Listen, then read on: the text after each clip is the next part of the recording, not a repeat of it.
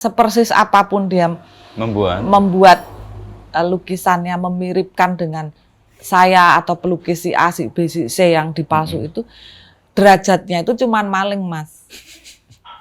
Nggak akan bisa sampai lebih dari itu. Iya, itu aja. You mencuri hak orang lain, you ntar akan kehilangan sesuatu. Karena you telah mencuri, suatu saat jatuh temponya you akan kehilangan sesuatu, entah itu apa. Orang yang konon ngomong berbakat tapi dia nggak usaha, ya dia akan nggak dapat. Tapi orang yang usaha walaupun nggak terlalu berbakat, dia akan menemukan takdirnya. Usaha nggak mengkhianati hasil. Tapi kalau tiba-tiba hasilnya nggak sesuai dengan yang diharapkan? Mindset kita yang salah.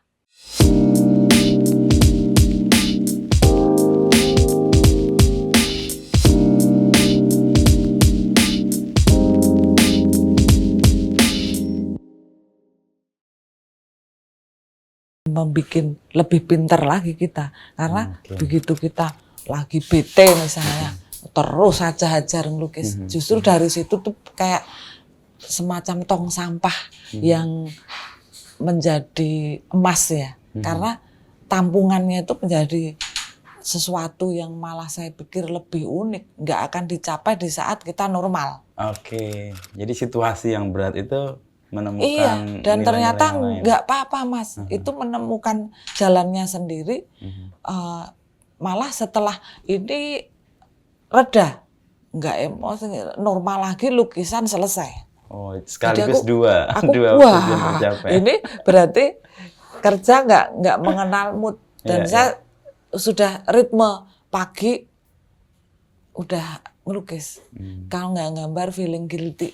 Oke, itu kayak jam kerja aja ya Mbak? Kayak jam kerja. Tadi kan nyebut Mbak Erika kayak solidaritas kepada pekerja atau orang lain. Oh iyalah Mas, sekarang mas-masnya semua punya ini, kok nggak mungkin karena mood. Ya kan?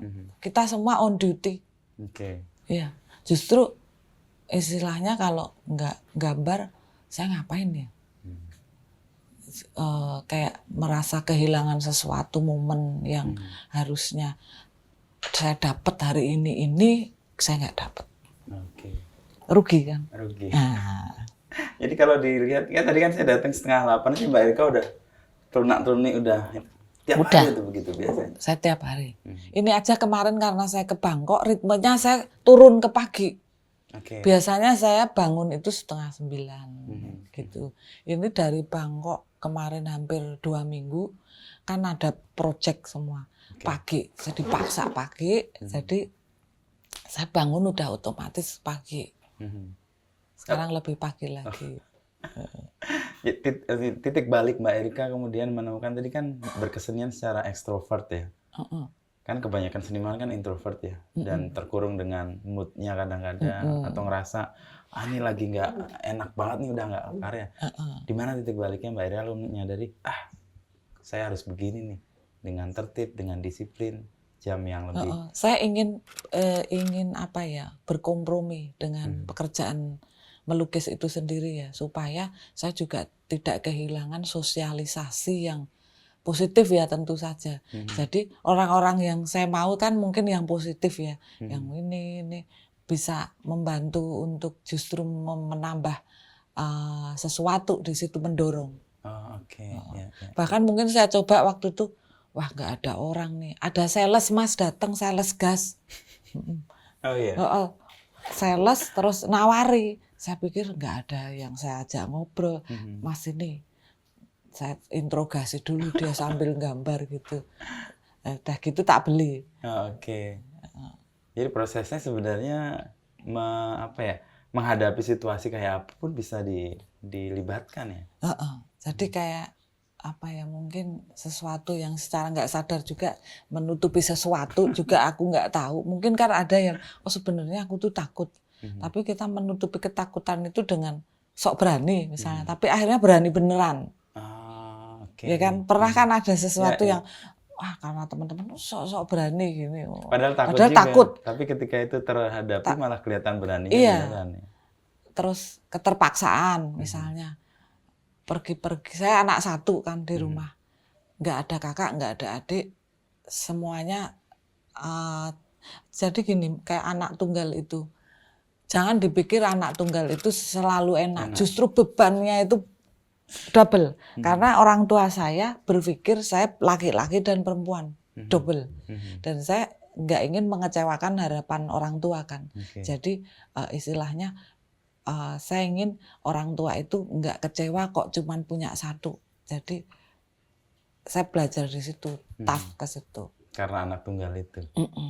Jadi kemana-mana sendiri itu kan ada nanya, kamu ke Taiwan sendiri ini nggak bawa asisten ini? Loh, apa yang salah? Di bandara ada porter, di pesawat ada pramugari, turun udah ada yang jemput. Apa yang dipikir justru terlalu banyak orang itu jadi kita tuh manja ya, ya kan? Bukan berarti nggak menghargai orang lain ya, tapi saya ingin belajar juga. Dulu pernah waktu di Singapura juga ada salah satu bos di kantornya mewah, tapi kok pekerjaannya sedikit, tapi perlente. Dia bilang gini, kamu tahu nggak satu orang itu dia menangani 4 pekerjaan kalau di Indonesia. Oh, berarti pekerja saya itu mestinya sekian. Ini saya ringkes 1 orang. Saya belajar di situ. Itu bertahun yang lalu. Oh, puluhan tahun itu. Saya ingat bener yang hal-hal yang bikin kita itu memotivasi ya. Nah sekarang saya pikir saya juga harus bisa dong pekerjaan misalnya apapun supaya nanti kalau saya ada orang lain asisten atau apa, saya nyuruh, bukan saya nggak tahu. Tapi saya nyuruh, saya tahu, saya nyuruh. Kan ada orang marah-marah ini sesuatu, tapi dia nggak ngerti kan. Karena mentang-mentang dia bos misalnya. Tapi saya tahu semua supaya kalau saya marah, saya ngajarin dia. Jadi menugaskan orang bukan karena kita nggak tahu, tapi karena kita ingin membagi tugasnya iya, aja. kadang kan ada orang saya ini saya marah karena ini loh, supaya kamu tuh pinter. Jadi saya terpaksa harus sedikit bikin kamu sakit hati, tapi kamu percaya ini menjadi bekal ilmu kamu. Nah, ini hal lain dari anak tunggal yang saya dapat nih. Oh iya Mas. Anak tunggal kan konotasinya manja dan sebagainya, tapi ini malah tough ya hasilnya ya. Oh iya, karena lah kemana-mana ini sendiri. Dan apa ya, memang ini ya, saya nggak manja sih dari kecil. Ya ada pembantu-pembantu tapi nggak ini. Mereka juga nggak terlalu memanjakan juga sih. Nah dari kecil kan Mbak Erika kalau lihat beberapa literatur yang saya baca kan sudah menggemari seni ini ya. Lalu kemudian sekolah dengan tertib diisi, lalu menekuni ini dengan sungguh-sungguh terus-terus sampai ketemu buah titik, oh ini jalan saya. Itu kapan Mbak Erika dan momen apa? Ketemu ini jalan saya itu ya saya masuk isi. Karena istilahnya 6 tahun di SD. Dengan akademik dan pelajaran seni yang dianaktirikan. Iya, seni. Tahu kan, seminggu 1. Dan bayangin 6 tahun itu saya selalu berharap menunggu momen guru seni hari itu pelajaran seni. Selama 6 tahun. Karena 6 tahun kan. Dan itu kadang kan suka SD, kena libur. Hilang. Wah, hilang. Itu saya bayangin 6 tahun. Yang kalau yang lainnya matematika bisa setiap hari kan. Dan saya jealous, sebenarnya nggak jealous karena saya nggak bisa matematika, tapi kenapa seni rupa tidak sebanyak sama kedudukannya dengan pelajaran yang lain. Terus itu 6 tahun. Terus SMP, SMA 6 tahun, 12 tahun. Begitu lepas itu kan diisi, ini jalan saya. Cuman jalan saya, pintu saya masuk, tapi ini masih luas sekali yang saya pelajari. Harus banyak yang saya kejar di situ. Ketertinggalan yang istilahnya bertahun-tahun ini, karena dunia saya cuma lomba lukis kan, ketemu pembelajaran di situ, mental kalau saya tiba-tiba nggak menang, terus bagaimana saya menghadapi si orang ini kok juara terus, ini bapaknya Yuri misalnya, ya kan, saya tuh udah mengalami it's not fair gitu dari kecil dan itu sendiri. Oke. Anak kecil nggak terlalu bisa mau siapa yang mau dengerin misalnya. Tapi buat saya justru saya bersyukur tidak selalu menang. Karena saya di situ punya pelajaran mental dari kecil. Nggak ada loh yang membimbing kita gandeng untuk yuk belajar mental ya dipegangin. Enggak. SD. Justru karena kalah, karena nggak Saya pernah kalau nggak jarang menang itu saya kan malu kalau nangis, saya ngumpet. Dan saya menunjukkan tough di depan orang tua, meskipun terutama. di dalam hancur. Iya, hancur lebur. Oke. Lomba lukis itu pressure loh. Mulai jam 9 selesai jam 2 misalnya. Berapa jam kita harus finish. Intense gitu nah ya. itu belajar manajemen waktu udah dari kecil kan. Tapi justru saya merasa juara dalam tanda petik di saat saya memperoleh hal yang sebenarnya biasa saja, tidak menang itu menganggap sesuatu yang biasa. Justru saya berpikir percuma saya menang juga lukisannya nggak bisa saya bawa pulang di apa itu disimpan atau di pek panitia istilahnya ya kan. Itu yang bikin saya sedih, sudah merasa wah ini sih saya bikin dengan hati ini tapi nggak bisa dibawa pulang. Belum ada foto kan, handphone nggak ada dokumentasinya lah karena itu ya. Tapi ketika 6 tahun SD, 6 tahun SMP dan SMA dengan seni rupa yang dianaktirikan, lalu kelas seni yang seni rupanya luas banget.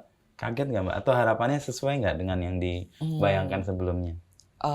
Harapannya tentu tidak sesuai yang saya harapkan kan. Namanya juga belajar harus begitu. Kita mengharapkan seperti ini, ternyata ekspektasinya seperti ini. Jadi saya merasa apa yang saya miliki gaya lukisan, karena yang saya miliki kan style anak-anak, lomba lukis anak-anak.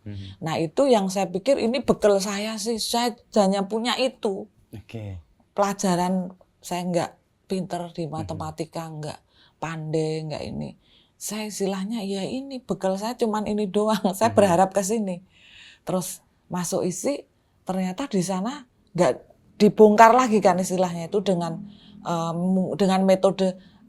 Kalau saya masuk isi terus disanjung-sanjung, berarti saya nggak belajar dong. Persis. Saya berpikir gila, gue masih 4 tahun lagi saya dihajar lebih parah lagi kan. Jadi lebih akademis, lebih memasukkan keilmuan, kedewasaan di situ sebagai seorang seniman, seni rupawan dengan gaya seperti ini. Itu dosen mengkaji itu secara psikologi, secara keilmuan seni.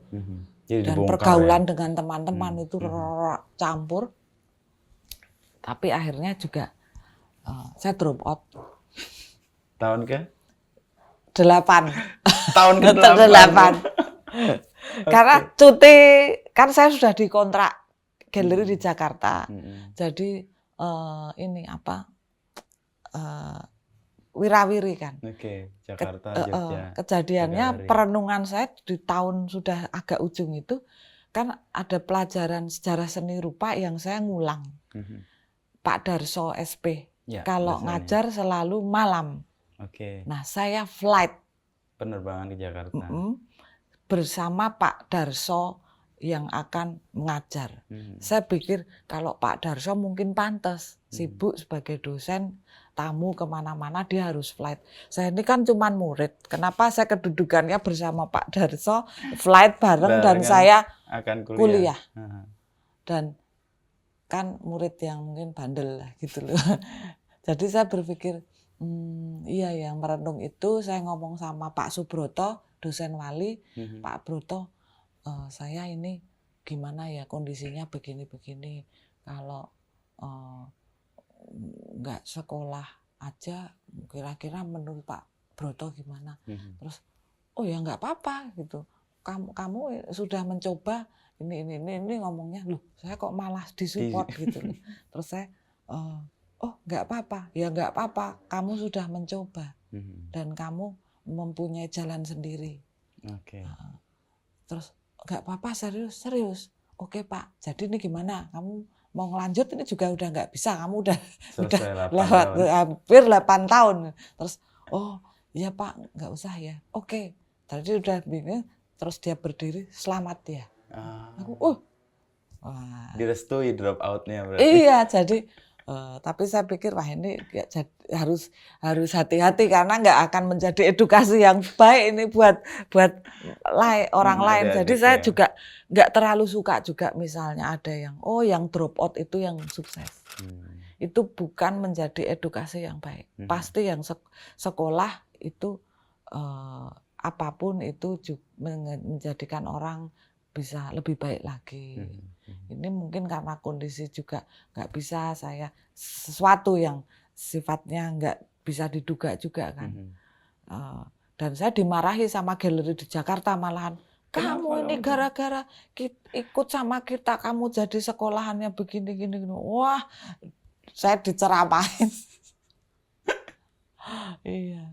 Tapi itu ada, kan akhirnya ada dukungan dari Pak Broto tadi. Pak Broto. Bahwa ya sudah, karena jalan udah mencoba, udah tahun juga udah selesai. Persoalan belum selesai, saya kan pulang ke rumah. Saya belum ngomong sama orang tua. Anak satu kan. Aku, ini Pak, yang repot ini gimana saya ini enggak ini. Nggak tuntas. Nggak tuntas ini. Ternyata jawaban Bapak sambil ngelap-ngelapis Pak itu. Enggak apa-apa, memang kamu kalau memang itu jalanmu nggak masalah toh.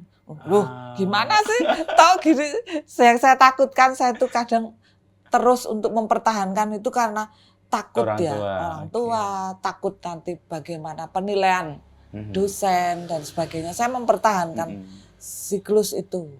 Tapi ternyata siklus itu malah support. Ternyata saya bersyukur sekali gitu. Terus ada lagi waktu itu dosen saya itu Pak Dwi Marianto yang lagi angkat-angkatnya lulus dari Australia itu.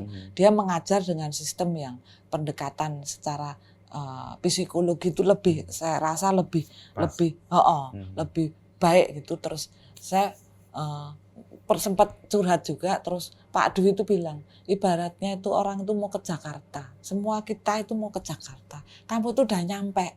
Kamu ngapain pulang lagi, muter-muter ke sana lagi? Oh gitu ya Pak? Iya. Oh, jadi itu banyak kayak Pak Abe Duyantoro juga itu dulu guru seni rupa waktu di SMA. Saya yang bisa curhat sama Pak Duyantoro itu, Abe Duyantoro itu, bagaimana Pak ini gini-gini, udah masuk isi aja kamu, nanti tak ajari ini gimana. Oh saya sering kalau kerjaan seni di SMA pas benturan dengan beliau ngajar, saya yang dikasih tugas untuk bikin ini gitu kan. Jadi ngerasa ada sesuatu, oh ternyata saya nggak pinter di bidang pelajaran yang lain, saya dihargai di bidang seni itu. Merasa percaya diri gitu loh, nggak insecure kan. Bayangin teman-teman yang lain pinter-pinter gitu, saya enggak. Tapi dari yang bisa saya petik misalnya kan Mbak Erika merasa kayak tadi perjalanan, kan kamu mau ke Jakarta, kamu udah sampai sana, kenapa harus pulang dan muter-muter lagi untuk balik ke sana? Yang Dan lain tuh belum nyampe ke Jakarta, masih perjalanan, lu udah nyampe, lu muter-muter, jadi memperlebar pandangan kamu untuk satu hal. Jadi sistem atau orang-orang yang tadinya Mbak Erika khawatirkan akan kecewa malah mendorong ya, atau memberikan kekuatan. Iya, beruntung orang tua, dosen. Beruntung kita punya orang-orang yang makanya nggak salah pilih, misalnya dosen yang kita sukai, bisa heart to heart kita ngobrol dengan orang tua juga, inilah semakin ini Lalu akhirnya kan Mbak Erika juga sekolah lagi ya di Rusia. Di Rusia, di Moskow. Itu waktu itu ada kursi kosong di Yayasan Seni Rupa Indonesia. Yayasan Seni Rupa Indonesia. Nah itu ada masih kurang orang. Nah waktu itu saya ada dengan Arin, Bu Astari Rashid, ada Rudi Setiadharma, Pak Edi Sunaryo di sini, ya. Terus ada satu lagi saya lupa. Kita ke Moskow untuk pertukaran gitu loh. Kita pameran di belakang. Saya ingat di Balso Theater itu ada galeri, kita pameran di situ, disupport Yayasan Seni Rupa Indonesia, KBRI gitu. Terus saya tertarik kok waktu tahun 2000 kan masih jadul itu, ya kan, jadul.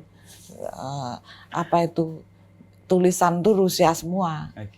Nggak kayak sekarang udah ada Inggrisnya kan. Itu Rusia semua. Terus saya mempelajari bagaimana negara komunis bertahun-tahun yang sudah jadi roots, akar, sementara sudah sudah berubah waktu, gitu ya. berubah perestroika ya. Perestroika ya. Itu tidak sekonyong-konyong berubah.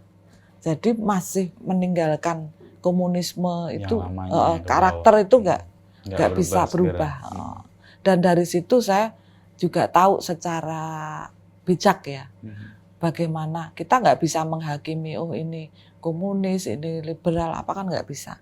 Bagaimana saya belajar di situ secara nyata. Oh, negara ini apa yang diuntungkan dari itu. Ya, kan saya tinggal di asrama. Tapi waktu pameran itu kan kita pulang.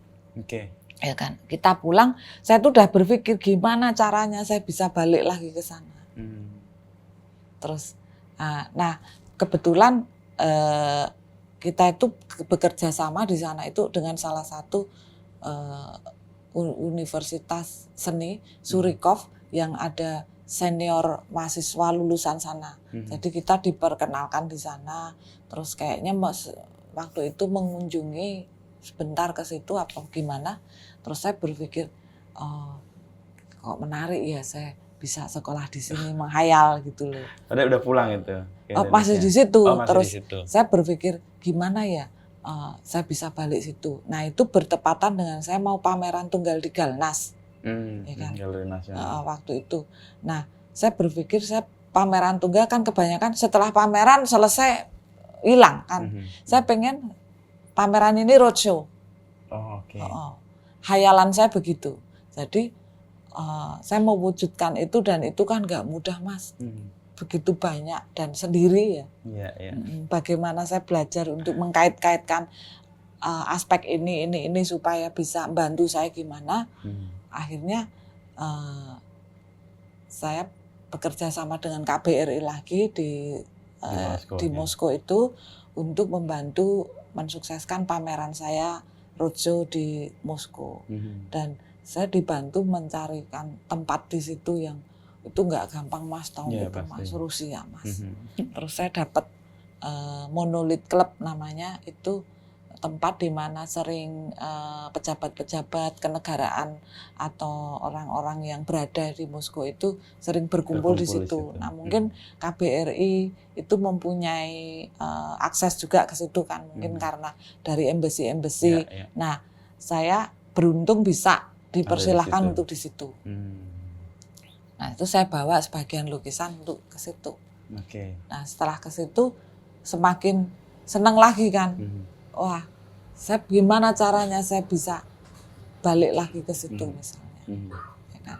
Nah, waktu itu ada sekolah seni, terus saya semakin masuk ke situ. Nah, ada salah satu penghubung ya, kayak translator yang sering dipakai di KBRI itu orang Rusia, namanya Pak Sergei Vasiliev, dan dia ternyata ex KGB. Tapi nggak kelihatan. Nah, saya juga belajar dari situ bagaimana orang ini pasti nggak bodoh, tapi orang pinter, tapi keep silent, itu caranya gimana? Belajar banyak. Terus saya pakailah Pak Sergei itu sebagai teman ngawal lah untuk kegiatan saya itu, bagaimana supaya kita itu masuk ke Rusia dengan baik, dengan attitude yang sesuai, yang benernya gimana. Terus udah gitu saya ke sekolahan itu, Pak Sergei saya pengen sekolah di sini. Oh, kepada Pak Sergei itu Mbak Erika sempat kaget, dan teman saya ada beberapa teman diplomat dan lokal staff yang teman-teman itu kaget, sekolah di Rusia, dan kebanyakan itu orang kan padanya nanya, kok Rusia selalu, kenapa di Rusia selalu ngomongnya begitu. Terus saya bilangnya gini, ini hidden game menurut saya, dan orangnya nggak tipe-tipenya pintar tapi disembunyikan. Saya ingin belajar dari mereka. Mungkin dari situ saya belajar bagaimana tidak terlalu ekstrovert, tapi tetap bisa bersosialisasi secara baik itu bagaimana. Dan secara keilmuan juga kebetulan saya ingin mempelajari ikon Rusia. Itu kan dari tahun abad-abad keberapa itu sampai sekarang itu masih dirawat dengan baik di Rusia itu. Di museum terawat dengan baik. Bahkan kalau di airport kita beli di loaan namanya Ismailova, itu kan ada loaan-loaan juga yang ada ikon, walaupun itu ikon agak baru atau apa, kita beli di airport itu ke screen itu kita nggak boleh diambil. Itu bagian dari yang tidak boleh dibawa keluar. Itu sangat strict. Jadi walaupun harga cuman berapa itu nggak boleh. Jadi belajar dari situ, mereka menghargai sekali dan ya budaya itu. Ikon itu maksudnya apa, yang model kayak lukisan yang religius itu loh. Yang biasanya ada emas ukir-ukirnya silver atau apa. Nah, lukisan saya yang ukir-ukir ini saya juga salah satu lebih menggila karena terinspirasi dari itu. Ada ininya ya. Kan nggak mungkin saya pakai ditatah silver apa. Tadinya saya pengen tempel-tempel sesuatu seperti itu. Tapi saya pengen belajar gimana sih bikinnya. Nah, saya sekolah di Surikov. Ternyata saya tuh nyemplung di sekolahan yang hiperrealis. Padahal saya kan realisnya KO. Dan saya masuk ke monumental art. Karena waktu itu saya pengen belajar ikon, fresko yang di gereja-gereja itu. Saya pengen belajar tekniknya, saya pengen pewarnaan atau apa teknik yang bisa saya adaptasi ke lukisan saya pengen belajar ke situ, sesuatu yang nggak saya pelajari di sini. Dan ternyata udah belajarnya di sekolah yang hiperrealis, saya masuknya ke monumental art, sesuatu yang saya nggak lulus diisi. Malah masuk lagi di kejeblosnya ke situ, waduh, gitu. Nah, karena bisa sekolah ke situ kan ada keuntungan ya, maksudnya keuntungan dapat ilmu lain, dan nggak sekedar ilmu secara akademik, tapi pergaulan. Saya bertahun-tahun itu sangat sulit untuk bagaimana berteman dengan teman-teman Rusia misalnya. Itu saya pelajari itu lama sekali, dan adaptasinya lah. Berapa lama Mbak Erika dulu di Rusia? Hampir 5 tahun. Hampir 5 tahun. Ulang-alik. Dan saya belajarnya begini, dengan kondisi iklim yang sangat ekstrim. Sangat ekstrim kan. Teman saya Rusia aja ngomong, kita heran loh, kita aja yang orang Rusia kedinginan, kamu itu orang tropis, kok kesini ya gitu. Terus saya, apa ya? Terus mereka sampai geleng-geleng gitu loh. Terus akhirnya saya belajar juga dari mereka. Kan orangnya cenderung kayak cool ya, flat gitu. Tapi sebenarnya nggak semuanya seperti itu. Hangat mereka. Hangat. Kalau memang mereka berprinsip kalau nggak kenal banget ngapain kita mesti hati-hati sama orang, ya kan. Jadi itu satu pembelajaran ke kita juga. Terus ternyata ya baik-baik, baik. Dan untuk kita kan kita di negara orang Mas, kita nggak bisa. Ini saya ini. Kita pelajari dulu budayanya, kita harus berbaur dulu, baru setelah cair, this is Indonesia, baru ini saya begini-begini, baru itu. Dan saya memilih waktu itu saya tinggal di asrama di lantai yang orang Rusia semua. Kan ada yang Asia, ada teman-teman dari Vietnam, dari Cina, Korea. Mbak Erika malah menceburkan diri ke Rusia semua. Saya kan kalau yang menentukan lu di mana kan dari sekolahan, dekan. Di ruang dekan itu saya ngobrol. Tolong letakkan saya di mahasiswa Rusia semua. Di tempat orang Rusia semua, teman-teman Rusia.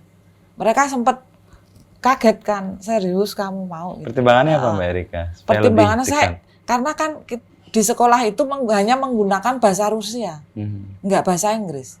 Literasinya perpustakaan Rusia semua. Jadi saya waktu masuk pertama kan, wah saya mengejar ini susah sekali. Dan untuk belajar itu saya harus dipaksa untuk tidak mengenal berbahasa Indonesia. Bahasa Inggris, ketemu orang bahasa Inggris. Begitu saya ngobrol sama teman saya orang Vietnam, kan campur bahasa Inggris. Jadi males kita belajar. Tapi begitu sama teman Rusia, otomatis kita mau nggak mau, ya? Iya dipaksa untuk selengnya begini, ngomong caranya gini. Ini karakter Mbak Erika juga ya, kayak tadi kan kalau berkarya juga ketika nggak mood harus diajar, ketika harus ketemu komunitas-komunitas nggak memilih yang mudah, tapi dengan Rusia sekaligus. Iya. Itu membentuk ya berarti ya Mbak Erika. Saya pikir membentuk mental yang lebih kuat ya, karena kita misalnya ada yang ngomong kok selalu pertanyaannya itu dulu sewaktu saya pulang kan kalau ada wartawan ditanya itu misalnya kenapa kok ke Rusia selalu itu, kenapa kamu milih Rusia, kenapa enggak di negara lain misalnya. Saya pikir Rusia kan sulit untuk masuk sana waktu itu, dan saya ingin belajar sesuatu yang sulit dulu. Kalau belajar mau yang gampang nggak belajar. Namanya belajar tuh harus yang sulit dulu dong. Saya penasaran aja. Dan ternyata di sana kan museumnya Mas, Wah gede-gede ya, dan koleksinya. Mas, saya ke Tretiakov Museum, ke Pushkin Museum. Yang kita pelajari hanya beberapa lembar mungkin di sini, di sana buku. Bisa berjilid-jilid tuh kan. Kalau saya di toko buku itu misalnya sejarah seni rupa Indonesia ya bukunya sekian, sejarah seni rupa Rusia dan Eropa Timur tebalnya sekian, dan beberapa kali ya jilidnya. Dan itu kalau belajar itu dosen itu sambil ngajak kita ke museum real ya, dan dosen itu nggak bisa bahasa Inggris. Saya suka misunderstanding. Dia cerita apa gitu, saya suka migrain. Aduh, Medlena Pasilasta gitu. Maksudnya pelan-pelan, please ngomongnya nggak cepet-cepet gitu. Jadi dia lupa. Bahwa ada orang non-Rusia. Karena itu untuk ulangan. Lah nanti saya, jawabnya apa nih? Tapi ya menarik di situ, jadi pengalaman ya. Kotanya apa dulu Mbak Erika? Saya di Moskow. Di Moskow ya. Saya pernah ke Saint Petersburg yang museum gede. Saya juga pernah ke Hermitage. Ya, betul. Yang itu sekitar 27 km itu kalau ditarik. Jadi kalau sehari kita ke Hermitage itu nggak cukup. Selesai. Paling nggak 3 hari kita. Saya lihat satu lukisan yang membuat saya, tadinya saya lihat lukisan itu di buku. Judulnya itu lukisannya Rembrandt yang judulnya sih Kembalinya si Anak Hilang gitu loh. Jadi seorang bapak memeluk anaknya yang pulang dan buku itu jadi buku kayak buku rohani gitu. Dan saya lihat lukisan itu lah, saya merinding tuh gitu. Saya lukisan itu langsung saya menatap itu, gila nih lukisan yang lama saya lihat di buku-buku dan ini ada di depan mata saya. Tahun berapa tuh ya, 2007 atau 2008. Nah itu saya banyak banget belajar bagaimana realis di zaman-zaman itu membentuk orang jadi maestro itu kayak apa. Nggak sekedar bisa realis melukis visual, tapi bisa menerjemahkan jiwa. Persis. Penyinarannya itu jago. Dan di situ saya digojlok untuk secara nggak langsung bisa ngelihat realis Rusia, realis Belanda, terus di negara lain ini itu beda. Beda ya. Beda. Kayak Kramskoy itu saya kenal itu. Terus ada lagi yang saya mengidolakan itu Ivanov. Itu lukisannya sekitar 5 meter kali 10 meter mungkin ya. Itu di museum. Saya pikir, terus saya berbekal itu saya pikir, kalian ngomong, wah lukisannya Erika gede banget lu ini. Enggak, ada yang lebih gede. Dan itu tercipta orang di tahun 1800 sudah membuat seperti itu. Saya kurang bekerja keras, saya berpikir. Yang saya capai ini karena nggak seberapanya lah. Karena saya porosnya ngelihat maestro yang itu. Jadi saya merasa mempreserkan diri, saya kurang kerja keras deh. Karena mereka lebih studi gila gitu ya. Orang tuh sampai satu ruangan itu ruangannya Ivanov. Studi orang satu-satu mukanya, dan itu lukisan tercipta sekitar 18 sekian. Berapa tahun gitu, karena dia studi satu-satu. Kebanyakan tentang kerohanian ya. Itu menarik. Artinya referensi itu mempengaruhi juga ya untuk Mbak Erika berkarya ya? Mempengaruhi. Tidak secara visual, tapi secara bagaimana mental di zaman itu. Zaman sulit kan Mas, tahun 1800 itu. Persis, ya. Dan itu catnya masih bagus. Dan dia bikin sangat besar yang nggak mungkin dilakukan ya dengan mudah gitu ya. Iya, dan dipelihara dengan bagus di museum itu. Itu salah satu yang saya mengagumi itu. Ya, saya menemukan lukisan Rusia yang besar banget juga di Istana Bogor ya loh. Koleksinya Pak Soekarno dulu, Pak Presiden pertama. Iya, karena menjalin hubungan. Dan satu Mas, saya misalnya naik taksi ya. Naik taksi kan di sana bukan taksi yang ada ini kan, tapi asal kita misalnya kita begini, itu ada mobil berhenti. Ya saya suka untung-untung kan dapat mobil jelek, mobil bagus. Kadang suka dapat mobil orang Kremlin yang mungkin lagi on the way pulang searah. Wah, mobilnya bagus banget ini. Saya ternyata mau ke sana ini. Oh iya. Barengan. Terus, aku skolka stoid, maksudnya berapa? Dia saya bilang sekian gitu, langsung boleh. Hah? Sekian, maksud dia nggak mungkin nggak karena ya? Uangnya, cuman mau nganterin gitu. Wah, jadi pengalaman naik mobil paling jelek sampai paling bagus saya ngalamin. Nah di situ saya ngerasa ini aja ya udah menjadi Rusia kayak Umlan ya, kayak satu sisi secara budaya ya ke sana dan ke sini itu ada satu. Di taksi kan biasa ditanyain dari mana gitu. Saya Indonesia, ada yang Indonesia mana? Saya bilang kuncinya satu, Soekarno. Mereka langsung tahu lebih saya dekat. Sakti sekali gitu loh. Bener-bener kita bersyukur waktu itu Pak Karno sempat menjalin hubungan diplomatik baik dengan banyak negara, di antaranya Rusia, dan rupanya Pak Karno terkenal gitu loh. Iya, saya menyebut namanya dan generasi itu tahu. Berarti memang cukup dan sangat menghormati, sangat respect, perlakuannya jadi berbeda. Jadi saya bersyukur gitu loh. Ternyata ini ya.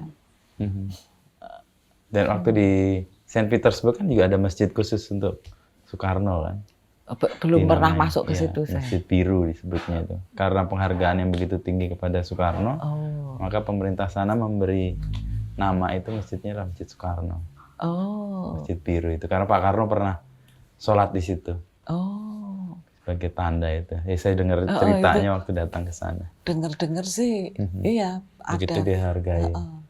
Tadi Mbak Erika dari kecil SD, SMP, SMA melukis, lalu studi S1 di ISI, 8 tahun drop out, terus 5 tahun di Rusia, tapi ada karakter yang terus-terus konsisten ya, lukisan gaya anak-anak ini. Iya. Dan saya lihat selalu ada tuh gajah, belakangan saya lihat ada sapi juga. Iya. Saya cerita itu, Pak. Sebenarnya simpel ya, kayak gajah itu, misalnya anak-anak itu yang melukis, pertama apa sih yang sering mereka lukis bisa kenal dengan baik, mungkin karena tubuhnya besar, anak-anak gampang menangkap itu mungkin ya. Saya salah satu itu. Saya nggak tahu kenapa, mungkin senang baca bubu kan waktu dulu ya kan. Ada Langganan saya bubu, saya senang Bona, rongrong apa. Terus itu berlanjut. Terus waktu itu sempat dikritik ya. Oh, kamu hafalan gajah mulu. Kamu nggak bisa binatang lain. Nah, saya nyoba memaksa untuk saya bisa bikin deformasi sapi, terus binatang lain, dan itu ternyata kaya. Itu melengkapi. Dan gajah ya memang, dan bersyukur karena di balik itu ada filosofi juga yang lebih dalam ya. Misalnya kalau di Thailand, apalagi kemarin pameran di Thailand, saya merasa semakin nggak bisa di stop nih bikin gajah. Cuman warnanya karena saya di Thailand, saya mencoba untuk membuat komposisi warna itu dengan gajah warnanya putih misalnya. Tapi kalau gajahnya sendiri lebih karena memang dari kecil ya itu nempel sebagai imajinasi soal kekanak-kanakan itu atau anak-anak. Iya, gitu. Terus ya binatang yang sebenarnya bisa bersahabat dengan siapa saja ya. Dan protektif Iya, dia protektif. Dengan kelompoknya dia sangat. Dan kelompoknya, dan tidak harus sekandung, sedarah.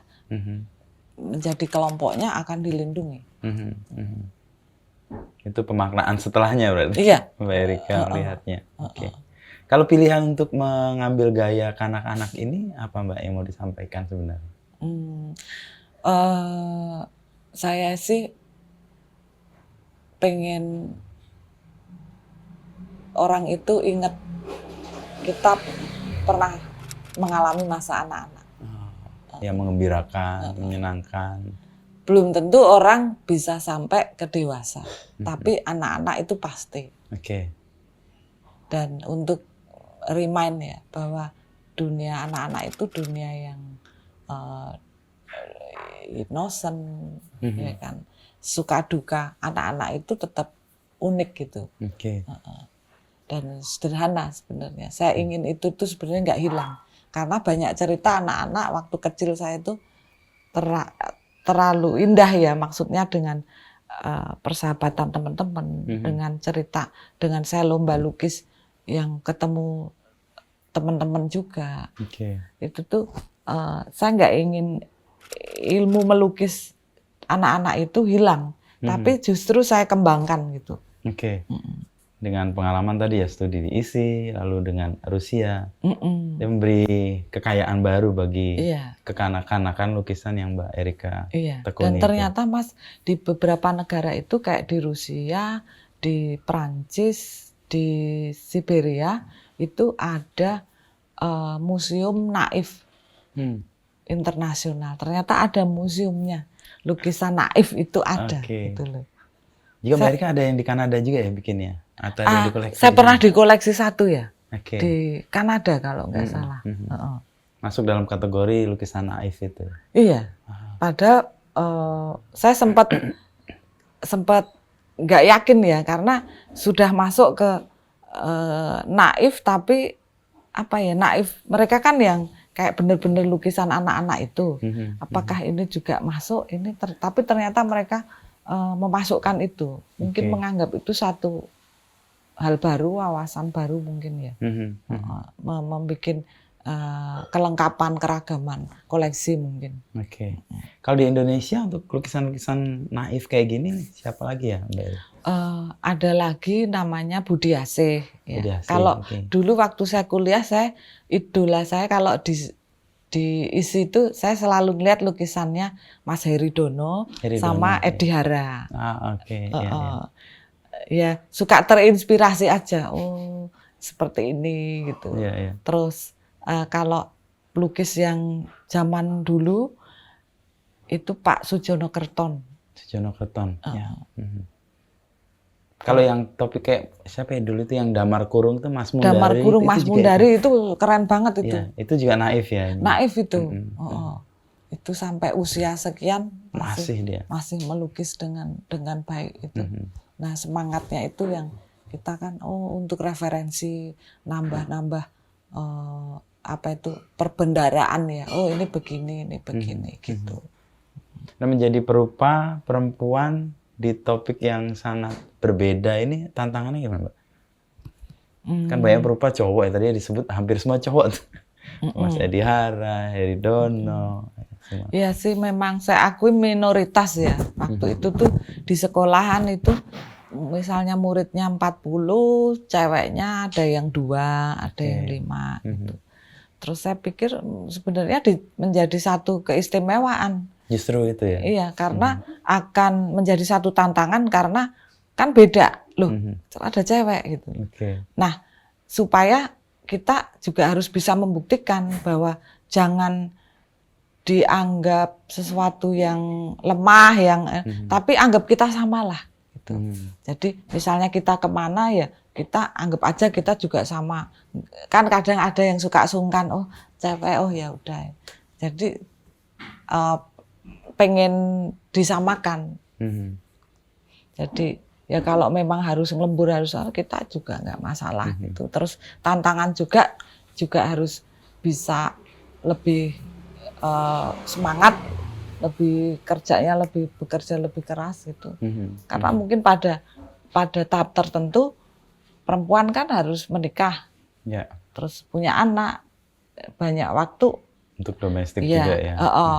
Kalau laki-laki kan mungkin nggak terlalu mengaruh untuk ke situ, tetap lempeng ya. Kita menjadi ibu akan berbeda nanti, akan ya mungkin kalau udah punya anak kan secara metabolisme kita kan mungkin berkurang ya karena tapi itu kan natural ya. Masalah semangat sih saya pikir sama saja. Ya. Dan Mbak Erika punya kecenderungan untuk mendisiplinkan diri dengan keras ya? Iya. Saya lebih percaya usaha daripada hanya orang ngomong berbakat ya. Orang yang konon ngomong berbakat tapi dia nggak usaha ya dia akan nggak dapat.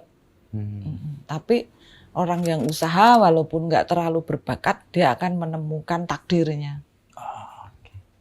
Keyakinan itu yang kemudian Mbak Erika aku lebih melawan. Percaya itu. Usaha nggak mengkhianati hasil. Itu udah umum kan itu. Itu benar itu. Itu benar ya. Tapi kalau tiba-tiba hasilnya nggak sesuai dengan yang diharapkan? Mindset kita yang salah. Kenapa nggak sesuai hasil? Mindsetmu apa? Kamu nggak bersyukur apa misalnya gitu.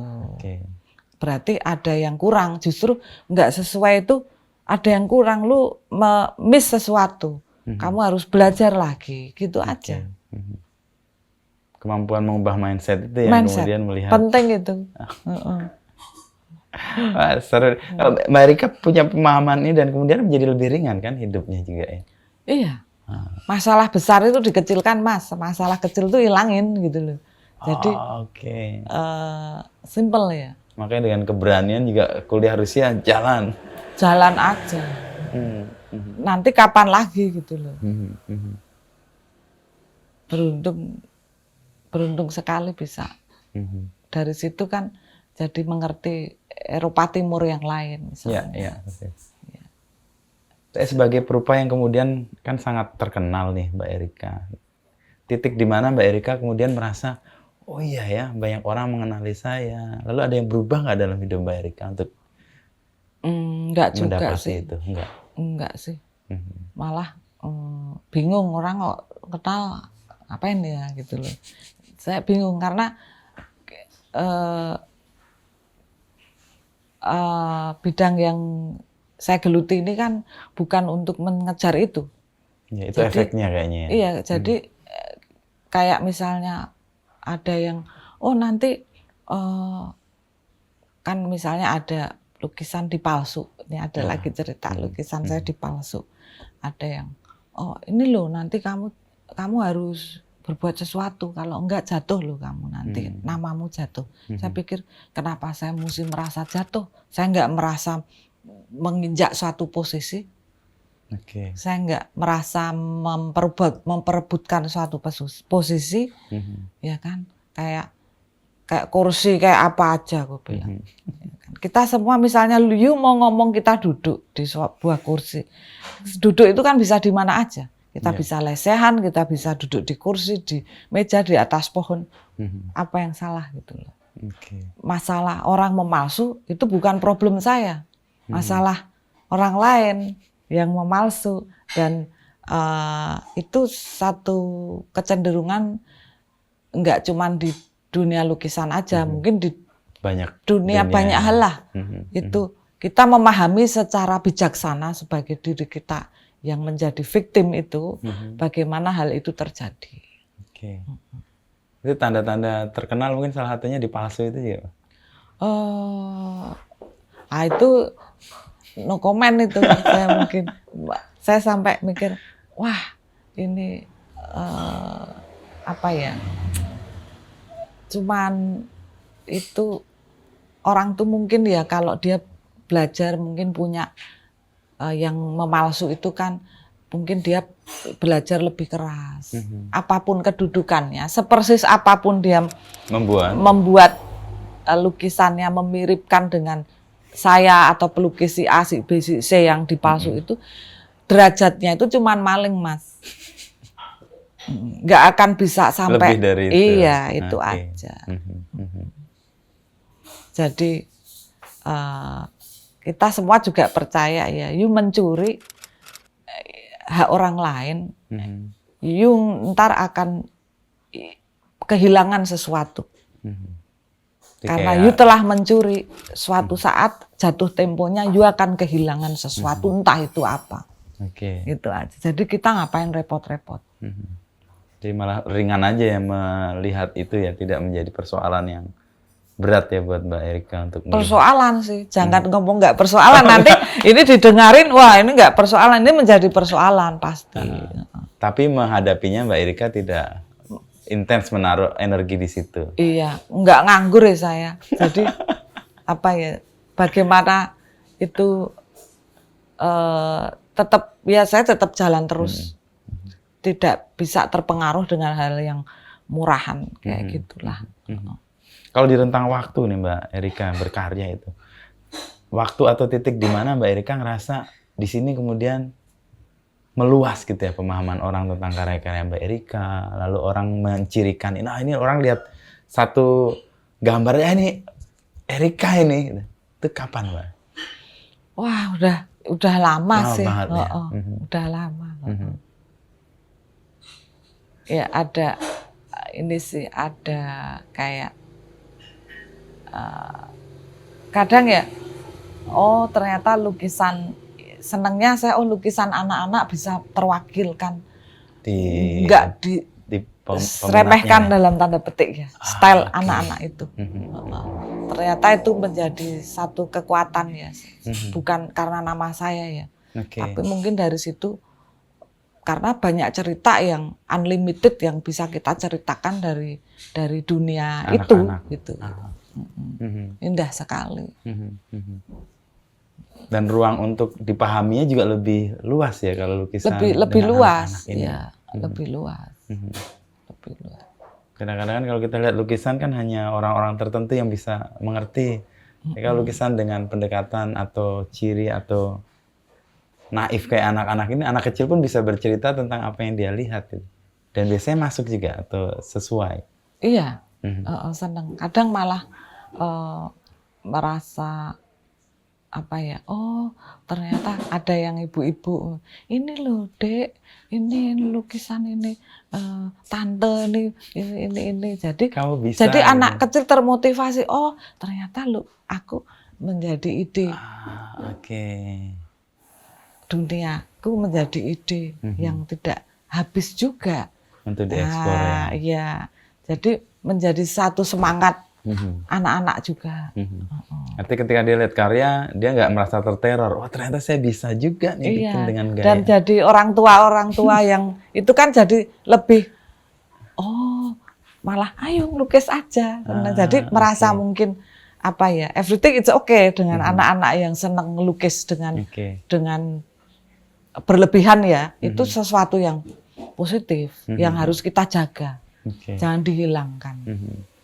Jadi bisa mengubah yang awal tadi, kalau Mbak Erika ngerasa kan tiap minggu nungguin pelajaran seni rupa gitu ya, karena anak-anak atau orang tua sekarang udah ngelihat karya begini pun menjadi sangat diterima dan punya keluasan pasar gitu ya. Orang tua juga, ayo menggambar, melukis. Gitu. Ruangnya diberi lebih banyak ya. Tapi ada posisi Mbak Erika sekarang di tengah banyaknya kan juga perupa baru muncul, juga perupa perempuan juga muncul dengan gaya-gaya juga yang mungkin mirip, dekoratif gitu. Mbak Erika lihat perkembangan seni rupa di Indonesia gimana? Perkembangan seni rupa di Indonesia ya khususnya yang perempuan itu maju sekali ya. Maju sekali. Ya. Banyak keragaman ide dan style lukisan itu maju. Ada yang kontemporer yang masih dengan basic realis juga banyak. Itu ya itu sangat menarik gitu loh. Sangat menarik. Dan ternyata sampai sekarang pelukis perempuan semakin banyak. Semakin banyak. Dan generasinya bertumbuh dengan baik ya. Kalau kelas-kelas seni rupa kan dulu sekelas 40 isinya 2 atau 5, sekarang mungkin sekarang sudah ya sometimes masih bisa 50-50 sudah. Itu tanda bahwa ruang rupa yang tadinya dikuasai laki-laki sekarang banyak diisi juga perempuan. Saya juga kadang apakah ini gender apa, saya pikir enggak lah. Kita kadang secara kodrati juga diciptakan seperti itu ya, kita everything is fine lah. Tergantung individunya kok sebenarnya. Iya. Istilahnya jangan juga memakai gue kan perempuan, aku masih anakku di rumah masih ini. Jangan memakai istilah-istilah itu untuk mendapat privilege itu ya, diistimewakan. Iya, jangan. Justru itu menjadi satu tantangan. Keep silent, kita do the best. As a woman artist, do the best. Kalau untuk karya ini Mbak Erika kan padat banget nih kegiatan, pameran, juga karya yang mungkin dipesan dan sebagainya. Membagi waktu dan mendeal dengan itu semua gimana Mbak Erika? Gini Mas, karena konsepnya dari awal saya itu kerja keras. Konsep dari awal pertama kerja keras? Kerja keras. Itu setiap hari melukis. Karena memang ide keluarkan. Misalnya saya perjalanan kemana-mana kan selalu muncul metode. Nah itu tuh tergantung kita ya. Metode masing-masing pelukis kan beda-beda. Karena pergerakan ini cepat, menangkap sesuatu cepat. Kalau saya ngelukis, saya bawa cat semua, on the spot selesai, banyak imajinasi lain masuk. Pengen saya lukis di kanvas lain, ini kedodoran. Jadi saya mending saya tangkap sket. Tapi kalau nyeket on paper kayak drafter itu saya kayak menurut saya kok sedikit membuang waktu. Saya ngelukis ini nanti saya terapkan di ngelukis 2 kali kerja. Mendingan saya on the spot bawa kanvas langsung yang saya mau, itu malah jadi sesuatu yang langsung nempel ke situ. Nanti eksekusinya biasanya itu saya di studio. Mau acak-acak, mau cat apa kan. Kan nggak mungkin kayak kemarin di Thailand saya di depan temple terus saya bawa cat ini kan dilarang, nggak mungkin. Dan kita ada toleransi bagaimana kita menyesuaikan tempat. Nah, beruntung sistem saya itu seperti itu mempermudah. Jadi saya sudah biasa, kanvas sebesar ini saya selesai sket paling sejam misalnya. Udah ada target. Nah, nanti udah itu selesai, saya gulung, saya udah siapkan untuk supaya kalau digulung nggak ngecap. Nah itu udah ada kayak semacam plastik atau koran bekas saya tempelin, saya gulung, kadang saya lipat. Terus di studio udah di rentang lagi, saya tinggal pewarnaan dan sistemnya kan paralel mempermudah. Sebenarnya nggak karena sengaja juga, kadang catnya kebanyakan, saya cocol lagi ke sini, saya cocol lagi ke sini. Di studio ini diwarnain baru diselesaikan di Ya di tempat sini yang kadang nanti finishing baru saya fokus satu-satu. Supaya kekejar ya ininya nggak hilang. Nanti kalau on the spot satu, wah pasti lebih lama. Oke. Nanti nunggu keringnya buru-buru udah harus masuk mobil misalnya, Malah akan rusak repot. ya. Iya, ya bisa sih, bisa. Tapi kalau itu nggak memungkinkan, saya sudah dengan trik itu. Tadi. Jadi seniman yang kerja keras lah ya, Mbak Erika. Ya, saya pikir justru yang nggak normal tuh kita nggak kerja keras. Kita hidup kan on duty ya, sesuatu ya harus kita kerja keras. Ada masanya kita bekerja, kita kerja keras. Ada masanya kita liburan, ya kita liburan. Tapi ya kadang liburan ya tetap bawa kanvas. Karena kadang-kadang ide Dulu pernah datang saya, begitu aja. liburan saya nggak mau ngelukis ini, oke. Gatel Mas, Tetep nyari-nyari searching di daerah ini toko alat lukis di Di mana, mana, akhirnya beli juga. Jadi mendingan bawa, kalau nggak dipakai nggak apa-apa, kalau dipakai ya sudah ada. Daripada harus mencari-cari karena gatel tangannya gitu. Iya. Oke. Kalau menghindari cap bahwa jadi seniman tukang itu gimana Mbak Erika? Itu kan cap aja sih, nggak ini. Jalan terus aja. Kita nggak nyolong, nggak ada crime. Oke. Apa yang orang ngomong, ini rumah saya, dan orang ngomong kan sebenarnya nggak ngerti, nggak deket, hanya mungkin dengar rumor, ya kan. Saya udah terbiasa kayak gitu. Buat saya nggak ada waktu untuk melurus-luruskan apa yang perlu diluruskan. Misalnya lu nganggep itu, ya itu problem lu gitu loh. Dan deal dengan diri sendiri lebih penting ya? Oh lebih penting Mas, lebih penting. Ya. Karena mau pembuktian apa? Ya. Mau pembuktian beneran nih dari ini sampai akhir. Lu bayar gue berapa mau untuk saya lakukan itu misalnya.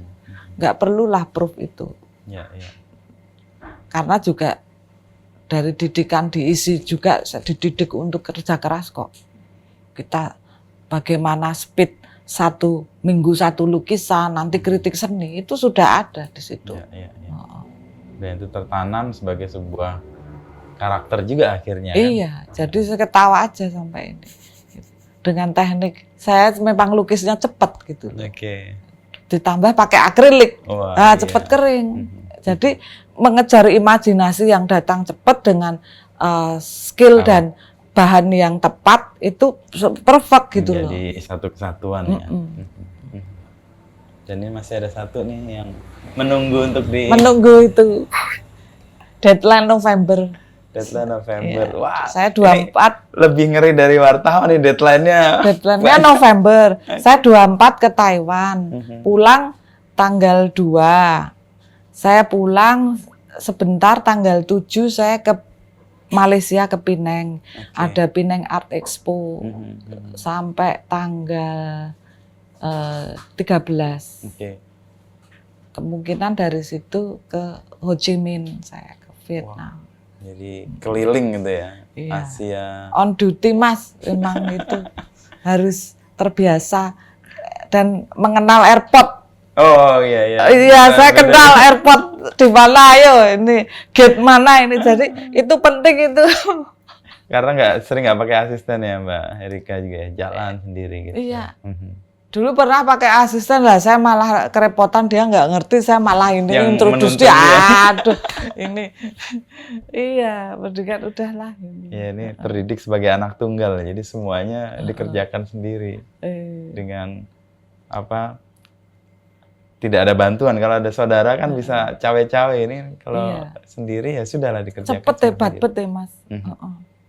Saya sama orang lain ya sebenarnya nggak apa-apa, terbantukan, tapi untuk yang kalau mau speed mesti dikasih tahu dulu nanti ini malah sendiri cepet kok malah ringkes. Iya.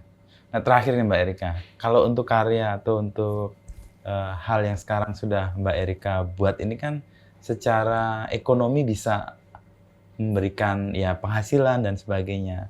Kalau untuk perupa-perupa baru itu Mbak Erika ngelihat gimana tahap mereka untuk kemudian bisa menemukan titik di mana percaya dengan seni, dengan karya ini sebagai bagian dari penghidupan mereka? Ya tetap jangan mudah menyerah ya. Apalagi ini zaman sekarang ya beda, lebih maju ya. Kita kan harus selalu positif ya, lebih maju, lebih era digital, lebih mengikuti perkembangan zaman tanpa harus mengendorkan semangat ya. Karena masing-masing punya rezekinya masing-masing. Jadi terus karena itu kan saya alami juga, perasaan insecure itu kan selalu mengintip-ngintip.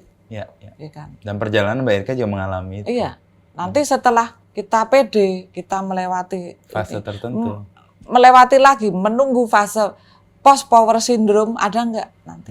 Nah itu kan harus dipelajari. Mungkin orang yang merasa sudah senior, terus yang muda-muda bagus-bagus, ada mungkin yang post power syndrome. Seperti itu banyak sebenarnya. Kita mindset. Kembali ke mindset. Kembali ke mindset. Semua itu mindset. Lu merasa itu kan perasaan kamu. Ya kan? Nah kita kembalikan lagi, tujuan lu melukis apa sebenarnya. Kalau untuk mengejar sesuatu yang kayak tadi oposisi, ini nggak akan ada habisnya. Tapi kita melukis bahagia kok, untuk bahagia. Jadi yang dikejar itu happy dan terus belajar. Karena setiap masa, setiap fase itu ada saya tetap insecurity-nya belajar. masing-masing. Ya saya hafalan. Kalau orang, lu hafalan, ya hafal dong. Gue tiap hari gambar ini warna ini, saya kenal ibaratnya. Kalau mau mensimbolisasikan 1000 warna saya kenal, ya kan. Ya kalau saya nggak hafal gimana? Mau eksperimen, ya udah di antara itu sudah tumbuh eksperimen. Tapi setelah itu ya sudah paham secara. Sudah hafal, paham. Nanti mungkin deformasi, oh ini bosen lah bentuknya kok gini terus, saya balik ke sini ini. Itu sesuatu yang ini juga yang menurut saya itu belajar gitu, nggak masalah. Dan jangan takut nanti jelek gitu, nggak ada.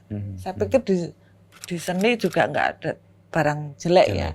Yang ada itu mungkin belum sesuai dengan komposisinya atau apa. Jadi kalau kembali lagi berarti harus berpijak pada kamu dengan berseni ini mau ngapain gitu kan. Itu kan tujuan ya. Dan kalau itu clear, kalau dia dapat ya akan bersyukur dengan itu karena mindset kan. Kalau Mbak Erika sendiri berkesenian itu tujuannya apa? Berkesenian itu ya ini salah satu kehidupan nih Mas. Nah kalau udah ngomong kehidupan itu luas sekali. Luas dan sakti ya, nggak bisa main-main. Ya, udah profesi. Ada kalau sudah nggak main-main, sudah profesi itu satu bertanggung jawab dan mempertanggungjawabkan. Ya ini seperti ini mempertanggungjawabkan ini karya mau gimana nih misalnya mau dibawa pameran, kita juga harus ngerti konteksnya, harus apa. Terus apa ya namanya, kayak banyak hal yang mungkin ada yang pemalsuan atau plagiat. Itu bagaimana kita menyikapi itu salah satu tanggung jawab pribadi juga untuk menyelesaikan itu secara pribadi. Bagaimana ini gitu. Tapi buat saya secara publik kan maksudnya orang juga akan teredukasi lewat lukisan, entah itu lukisan siapa itu ada teredukasi atau hanya sekedar melukis, lihat, happy lah, seneng, Ada yang dengan muatan politik ada. Itu keragaman itu kan melengkapi ya. Iya. Jadi banyak kan ya. Iya. Orang punya. Dan kebukti sih soal tanggung jawab dan mempertanggungjawabkan soal kehidupan dan karya Mbak Erika. Tadi kami datang Mbak Erika pagi-pagi udah Karena udah deadline kan. Ya. Kita sudah menyetujui sesuatu, Komitmen kita di situ, komit ya. ke situ. Ya. Nggak bisa semena-mena dengan alasan mood atau tidak mood gitu Enggak ya. ada. Mood yang harus ngikut kita. Mendidik mood Kita kan ya. ngikut mood nih, enggak. Moodnya nggak enak, nggak gambar, nggak bisa. Dia harus ikut saya. Jadi tuan atas mood kita lah. Iya, dan ternyata mampu, bisa. Membangun itu kan mungkin pelan-pelan agak Melawan gimana gitu ya. dilawan. Nanti lama-lama menemukan klik, oh oke. Good. Jadi nggak lagi mood-moodan lagi. Enggak, mindset. Mindset. Misalnya ada yang tiba-tiba ada tamu penting datang tapi harus deadline. Kan saya nggak bisa, kadang kan ya udah saya nggak gambar, saya nemuin. Enggak. Bisa ya, saya sambil gambar kita ngobrol yuk. Nah, enak. Jadi dia ngobrol, saya gambar. Selesai dua-duanya. Persis tadi kan kita lagi siap-siap, Mbak Erika masih gambar gitu, menyelesaikan untuk komit atas kesepakatan atau deadline yang sudah disepakati dengan pihak lain. Gitu. Komit. Jadi di balik hasil lukisan seperti ini ada proses yang dijalani yang kerja keras. Yang sebenarnya tidak mudah. Itu proses ke situ. Dan biasanya prosesnya tercermin di karyanya itu, energinya juga muncul di situ ya. Iya, karena memang ini ya menyiasati lah gimana melukis besar tiba-tiba nggak ada tangga, tidurin aja. Bawah. Di bawah gitu. Terus ke tempatnya kok sempit, lipat. Jadi perpat. Jadi begitu sampai studio dibongkar malah kejutan. Wih, jadinya kayak gini ya. Wih, itu kan sesuatu yang menurut saya artistik juga ya. Nggak selalu sesuatu itu kita bisa prediksi. Itu ya buat saya menyenangkan juga. Ya, justru yang selalu bisa ditebak tuh kayaknya bosan aja. Biasalah gitu loh. Ya, oke Mbak Erika. Terima kasih ngobrol-ngobrolnya nih. Di pagi-pagi nih kita udah nyita waktu deadline-nya Mbak Erika untuk menyelesaikan sejumlah deadline ya. Paling dekat ke Taipei ya? Iya, 24 pagi saya berangkat Jakarta. Terus siangnya saya ke Taipei. Oke. Berapa lama di sana, Mbak? Sampai tanggal 2. 2 November. Karyanya udah dikirim sana semua? Saya bawa, hand carry. 32 lukisan. Wah, gila ini. Jadi yang pelajaran kan bisa menyiasati, Mas. Sekarang itu beli overweight itu, beli tambahan bagasi itu untuk beberapa maskapai itu bisa kita langsung ke counter. Langsung ke counter kita beli. Lebih murah daripada tiba-tiba di airport, overweight sekian kita bayar itu lebih mahal. Jadi sebenarnya kita tahu sistemnya, kita malu bertanya sesat di jalan tadi. Ternyata everything is okay, saya bisa 70 kilo. Saya beli. Untuk bawa ya? Ya, iya. Dan peran 4-5 orang dihandle semua Mbak Erika sendirian. Iya, kan ini apa, nggak masalah sih sebenarnya. Gampang. Ya, Mbak 30-an, 30 berapa kali? 32. 32 kali. 32. Sebagian udah di packing. Nanti yang besar digulung di sana udah saya pesankan. Ada yang mesenin ini untuk frame-nya. Jadi tinggal datang, diurus semuanya, pameran, kelar. Ya. Ringkes nih, Pak. Ringkes, pulang balik. Teman saya yang orang luar aja bingung. Geleng-geleng kok bisa ini. Jadi harus jadi anak tunggal dulu kayaknya. Tinggal dengan pendidikan yang berbeda kan. Loh, karena kalau saya ngelukis di pesawat kan suka, kalau yang penerbangan lama itu kan ngelukis, kan ada pramugari, Mas. Ya. Dia itu pramugari udah dididik untuk tanggap dengan penumpang kan. Ya. Sampai saya ngelukis kan tempat catnya itu kotor, dia udah langsung bersihin. Membersihin kan, wah seneng sekali saya gitu. Maksudnya kita nggak perlu takut di mana saja, kita ada rekan teman yang bisa bantu gitu. Nggak mengkhawatirkan lah ya. Enggak. Jadi tapi itu kayaknya bisa di bisnis aja atau di ekonomi juga bisa gambar juga. Bisa, nggak harus bisnis, ekonomi pun bisa. bisa. Paling sketch gitu ya untuk mewarnai. Iya, ya menyesuaikan. Oh, di ekonomi, kalau di ekonomi ya mungkin kecil. ruangannya sempit, yang bikinnya kecil. Di bisnis bisa luas ya, kita maksimalkan. Nah, gitu. Nggak wajib harus ada kondisi tertentu, tapi tiap kondisi bisa Bisa. dihadapi dengan realitanya ya. Dan satu tetap bisa kontrol. Itu kontrol. Oh, ini kita itu penting. Fokus, kontrol. Sama kerja keras. Iya. Sudah itu 3. Terima kasih, Mbak Erika. Sama-sama.